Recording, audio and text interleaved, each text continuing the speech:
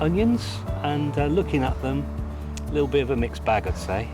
Yeah, and I think, I mean, you can see at the tops of some of them, they've started to flower quite quickly.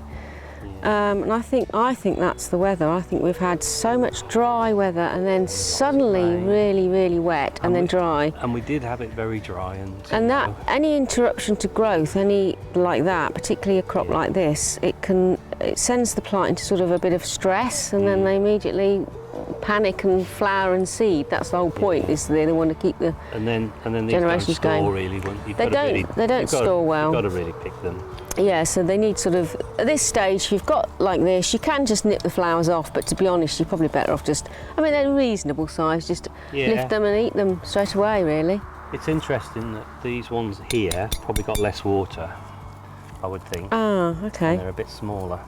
Oh, that's interesting. But I just don't think overall they've probably had enough water, especially during that dry spell. No, did you not? I mean, you probably didn't watered them, but it's so dry. You know, it's never quite as good as a good rain, is it? No.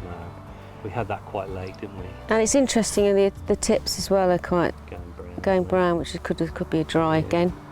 But you know, we've still got an edible crop, and what we'll do, we'll sort of harvest the ones that have gone to seed sooner.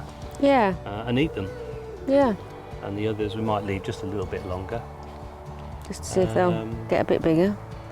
But generally you wait till normally they're kind of okay, not flowering, you wait till they sort of start to flop over a bit, start to go a bit yellow, and then lift them on a dry day, just shake off the soil. Yeah.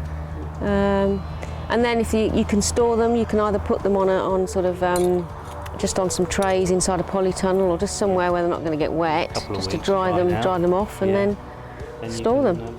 String them and store them, yeah.